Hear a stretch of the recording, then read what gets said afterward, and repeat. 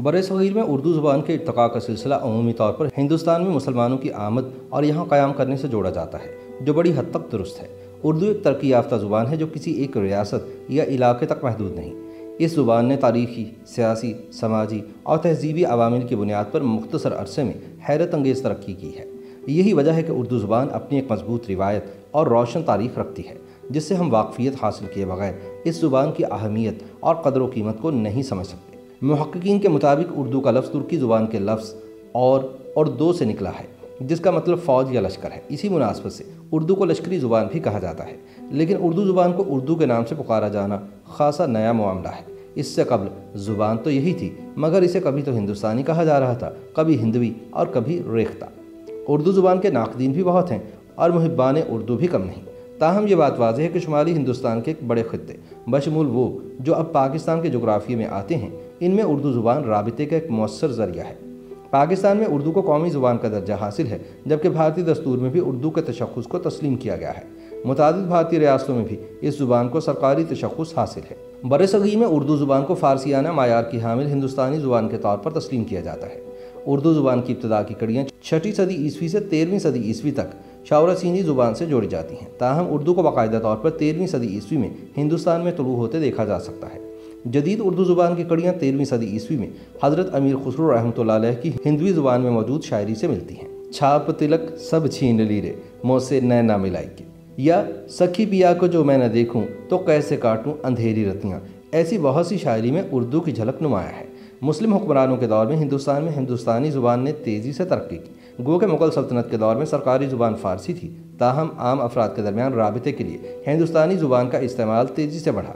पुरानी हिंदी ज़ुबान में फ़ारसी, अरबी और तुर्की ज़ुबानों के अल्फाज ने जगह बनाई और यूँ गंगा जमुना की तहज़ीब हिंदुस्तानी ज़ुबान का गहवारा बन गई। इसके बाद हिंदुस्तान के मुख्तलिफ़ इलाकों में हिंदुस्तानी ज़ुबान के मुख्तलिफ़ रंग उभरने लगे। 13वीं सदी से 18वीं सदी तक इस ज़ुबान को हिंदुस्तानी, देहलवी, लाहौरी और लश्करी जैसे नामों से भी पुकारा गया। ताहम मुहक्किकीन मुत्तफ़िक़ हैं कि मुग़लिया दौर में हिंदुस्तानी ज़ुबान में फ़ारसी के अल्फाज तेज़ी से शामिल हुए। कहा जाता है कि फ़ारसी के अल्फाज की हामिल हिंदुस्तानी ज़ुबान के लिए लफ्ज़ उर्दू का इस्तेमाल पहली मरतबा शायर ग़ुलाम हमदानी मुसफ़ी ने सन 1780 के करीब किया। इस ज़ुबान की ग्रामर मुकामी हिंदुस्तानी लहजे खड़ी बोली से माखूज़ रही, जबकि इसके लिए फ़ारसी से माखूज़ नस्तलीक़ ख़त का इस्तेमाल किया गया। हिंदुस्तान पर बरतानवी राज के दौर में शुमाली हिंदुस्तान में उर्दू राबते की सबसे मौसर ज़ुबान के तौर पर तस्लीम की गई और यूँ सरकारी तौर पर उर्दू ने फ़ारसी की जगह ले ली। सन 1837 में उर्दू ज़ुबान को अंग्रेज़ी के साथ सरकारी दर्जा हासिल हुआ। ये ज़ुबान मुसलमानों और हिंदुओं के दरमियान भी मुअस्सर तरीन पुल के तौर पर इस्तेमाल होती रही। ये बात वाज़ेह रही कि तब तक हिंदुस्तानी ज़ुबान नस्तलीक़ रस्मुल ख़त ही में लिखी जा रही थी। उर्दू और हिंदी को दो अलग अलग ज़ुबानों के तौर पर नहीं देखा जाता था। ताहम ऐसे में आर्य समाज एहतजाज शुरू हुआ और हिंदुस्तानी के लिए मुकामी देवनागरी रस्मुल ख़त पर जोर दिया गया। इसी तनाजुर में हिंदुस्तानी ज़ुबान को दो अलग अलग रस्मुल ख़त में लिखा जाने लगा और यहीं से उर्दू और हिंदी की राहें जुदा हुईं। रस्मुल ख़त पर ही मौजूदा झगड़ा उर्दू बराए मुस्लिम और हिंदी बराए हिंदू जैसे मजहबी नारे में तब्दील हुआ।